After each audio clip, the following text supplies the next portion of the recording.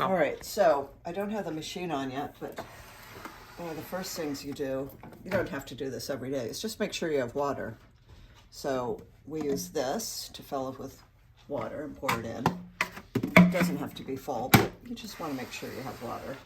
You also want to make sure you have coffee beans. And usually a light will come on and tell you when you're low on coffee beans, but which is handy. But anyway, the coffee beans go in here. We use a brand called Atomic, which I'll leave here for everybody. And you don't change those settings. If you do accidentally, this is at 3. But you don't change those settings. You don't move anything around. All right. So say you know you have water and you know you have coffee. The first thing you do is you push that button. I was just zooming in on the 3. Okay, that's fine. So you push that button. Everything comes on. And you take your, I forget what's this called, Jamie? I don't know.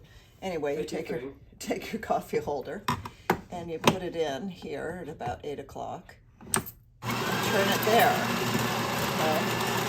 And that automatically grinds. But I'm going to show you one thing in case, say you don't have beans and you just have some ground coffee, because I know Catherine is just going to use ground coffee. This setting over here, you might want to zoom in, Helen. See how it's at 12 o'clock? Yep. Before I ground, like I just did, I would have put it down here to that that symbol. That means you're just going to fill it's called a portafilter. Pre-ground, yeah. You're going to fill that. You better tamp it. Yes. So anyway, I'm going back up to 12 o'clock. That's how, so don't mess with that either. Unless you're using ground coffee. Yeah, unless you're using ground coffee. Pre-ground coffee. Okay, we're up to 2 minutes. Coffee. Okay, so it just ground. This is flashing because it's saying tamp it. But even if it weren't flashing, you want to tamp it. And what that does is press it down. That's the tamper. And on the side. Yeah, that's the tamper here. And we usually do it twice. And it just makes, presses it in. Okay, so then you put this in, starting at around 7, 8 o'clock, and go to 6. And when that's all set, hang on, let me get the perfect cup for Helen. We have a couple of insulated cups, which are nice, that my sister gave us. And so you put it under there where there are 2 spouts. If you were making coffee for 2 people, you would put 2 cups side by side so that those spouts there pour into them. But in this case, we're doing 1 nice big cup of coffee for Helen. Then you push OK. The coffee comes out. Okay. And while that's happening, I go get milk. And I put, you don't have to look at the size, but I put I use about a half an inch milk.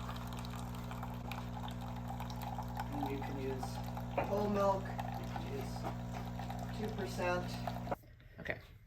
So the machine stopped. Now it's just dripping out.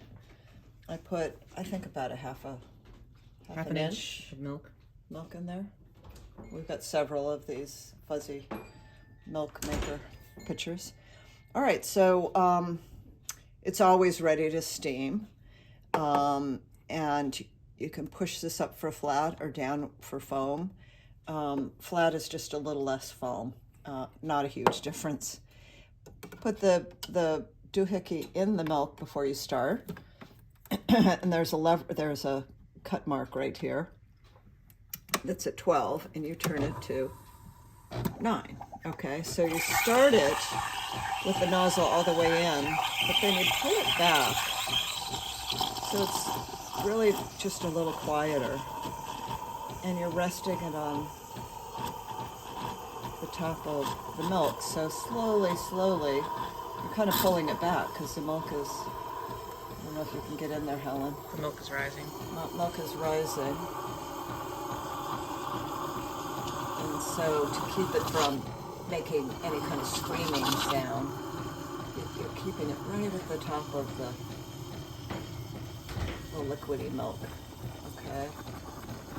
This also, and then you go back to 12 to stop it.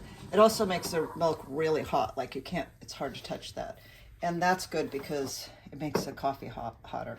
I can't show you how to do designs. You'll have to learn that all on your own. I haven't learned it, but then I just pour my milk in. Now, what we do is set aside our pleasure of drinking that coffee right away. We take the portafilter out. We bang the coffee into here. It's just easier when it hasn't sat for a while. Now, often, like 90% of the time, this little filter comes out, falls into the coffee. It's really annoying. So if you need this filter in here, and so you have to fish it out of there. Oh well. So then you immediately rinse it out, rinse it off, and then we throw that back. And then the other thing we do is just clear out the filter a little bit. Just turn it on, let it spray. I do it onto a sponge because it makes sense. It just cleans the nozzle, the inside nozzle a little bit. I do that.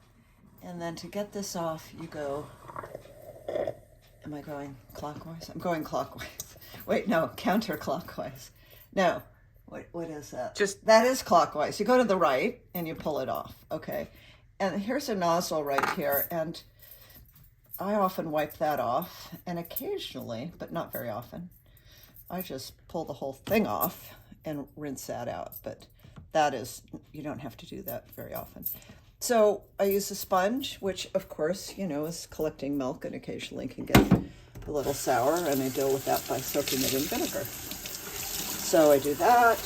I take this thing, rinse it off, rinse out my milk container so nothing sticks, and put that there, and then you're always ready for the next cup of coffee. Enjoy.